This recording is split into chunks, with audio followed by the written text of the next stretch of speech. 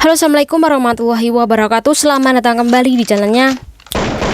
Nah, kawan-kawan semuanya, hari ini kita bakal membahas sebuah curhatan dari kawan kita. Dan ini penting banget buat pelajaran adik-adik yang baru bekerja di negara ini. Ya, intinya silahkan pelajarin. Kalau memang butuh pertanyaan, silakan bertanya. Tapi ingat, lek sampean langsung telepon aku, ini biasanya sama keamanan dari HP aku ini langsung mengklaim bahwa Anda ini adalah spam. Jadi silakan SMS dulu. Namun sekali lagi saya tidak bisa memberikan nomor karena itu terlalu banyak, bunyinya juga sering. Jadi khusus buat pertanyaan kawan-kawan, silakan langsung ke IG, oke? Nah, doa yang terbaik buat kawan-kawan semuanya, sehat selalu di perantauan, semoga dipermudah segala urusannya, amin. Semoga kawan-kawan semuanya nih selalu dilindungi, dan yang pastinya moga majikan sampean tambah baik, dan uang yang kita hasilkan, sampean yang bekerja di negara ini, semoga gajinya selalu barokah, amin. Nah, kali ini kita bakal membahas curhatan kawan kita, kawan-kawan. Bagaimana tentang curhatannya? Kawan-kawan simak videonya sampai habis hanya ini.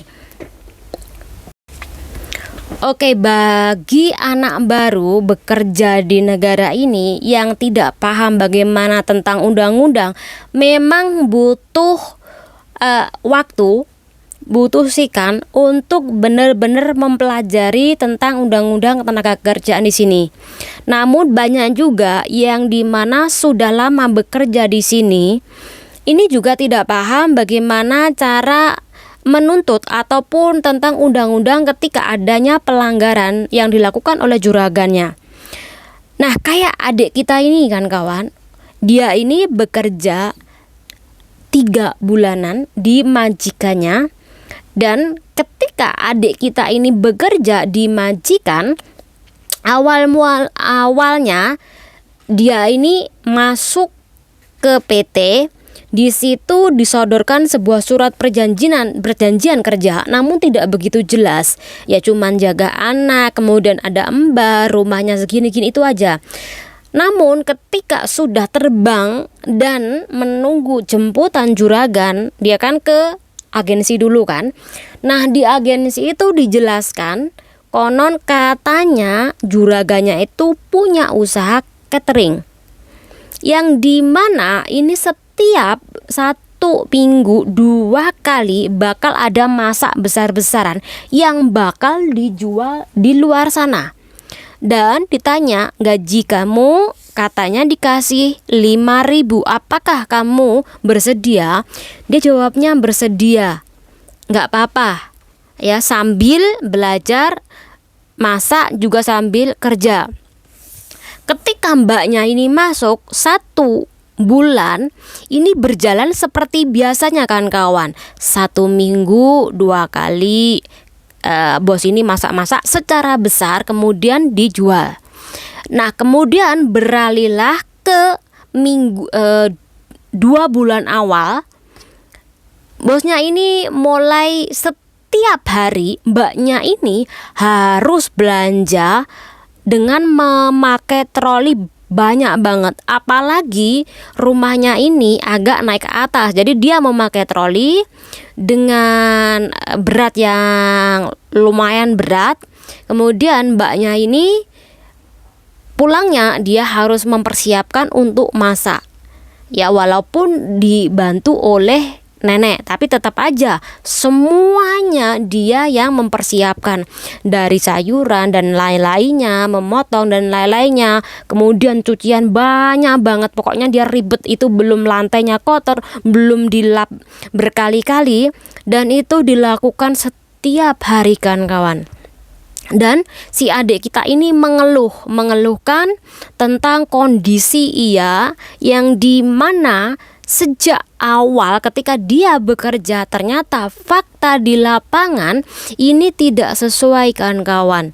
Ketika sudah lama di situ, adik ini mengalami yaitu tidak sesuai dengan apa yang diomongin oleh majikan tadi. Jadi setiap hari dia kerja bersih-bersih, kemudian nanti masak, belanja itu. Nah, dia melakukan hal seperti itu setiap hari. Jadi dia mengeluh gaji seperti itu cuman 5.000 tapi kerjaan banyak banget. Nah, di dalam kondisi itu bagaimana sih walaupun adik kita ini masih tetap bertahan? Karena apa? Karena dia masih di dalam potongan. Walaupun sudah aku jelaskan permasalahan potongan gaji atau potongan biaya penempatan ini sudah saya jelaskan, tapi sekali lagi Mbak adik ini nggak apa-apa lah saya jalani dulu. Tapi ya itu, dia capek banget, dia ngerasain capek, badan dia tuh pegel-pegel banget.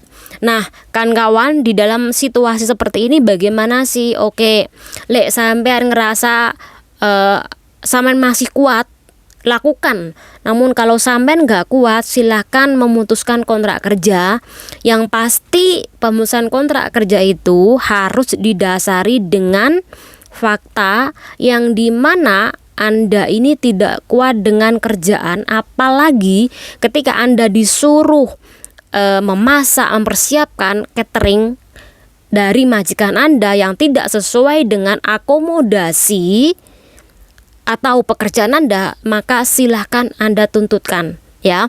Karena tugas-tugas dari rumah tangga atau menjadi PRT di negara ini adalah yang pertama membereskan rumah, kedua memasak khusus untuk bos. Kalau bos ada party nggak masalah, tapi ini jualan kan kawan, beda lagi nggih. Kemudian yang ketiga menjaga orang tua yang tinggal di rumah, kemudian merawat, kemudian memperhatikan, kemudian ini juga harus dilampirkan ke dalam sebuah kontrak kerja. Kalau tidak ada tulisan bahwa sampean menjaga orang tua, berarti itu tidak tanggung jawab sampean ya. Kemudian yang keempat menjaga bayi, kelima menjaga atau mengurus anak jika ada anak. Kemudian yang keenam ini semacam cuci mobil, ini dimasukkan ke dalam sebuah kontrak kerja. Namun ketiga, cuci mobil ini tidak dimasukkan di dalam kontrak kerja, secara otomatis sampean tidak wajib mencuci mobil juragan sampean ya. Jadi intinya apa yang ditulis itu yang harus sampean kerjakan. Jadi tidak mungkin bos menulis bahwa PRT saya ini bekerja ngepaki makanan yang saya jual, saya catering, nggak ada seperti itu. Jadi malah majikan yang kena, karena itu tidak termasuk di dalam tugas-tugas PRT. Nggih. Oke, kan kawan, silahkan kalau ada kasus seperti ini tulis aja. Bagaimana tentang kondisi sampean disuruh masak lah, kemudian bagaimana prosedurnya sampean harus kerja juga sekalian sampean belanja dengan jumlah yang besar banget, kemudian sampean harus bantu-bantu masak, bantu-bantu mempersiapkan jualan tadi. Silahkan tulis, karena jika sewaktu-waktu sampean apabila di dalam kondisi terdesak, silakan laporkan ini ke Pak Pol. Dan kok Pak Pol sih? Silakan laporan ke imigrasi. Intinya pelaporan itu penting banget untuk aplikasi visa sampean ke depannya. Jadi kasus-kasus anak baru yang kerja ini banyak banget kan kawan. Ya kayak dulu teman kita sampai kakinya seperti kayak gitu, tangannya kayak gitu, kemudian kerjaan banyak. Dengan melalui perjuangan memang anak itu bisa dibawa ke dokter, dan kemudian karena memang sudah tidak bisa bekerja karena kakinya bengkak ataupun tangannya bengkak, ya akhirnya mbaknya bisa pulang, adiknya bisa pulang ya. Intinya memang adik-adik kalau ada apa-apa silahkan curhat aja. Dan bagi mbak-mbak yang lama, kalau ada yang curhat jangan selalu bilang bahwa semua butuh perjuangan, tapi sekali lagi kita ngelihat kasusnya bagaimana. Kalau memang kasusnya parah, tidak bisa ditoleransi, silakan memutuskan kontrak kerja. Semoga dengan ini semuanya bermanfaat buat kawan-kawan semuanya, khususnya bagi adik-adik yang baru bekerja di negara Hongkong ini. Wassalamualaikum warahmatullahi wabarakatuh. Bye bye.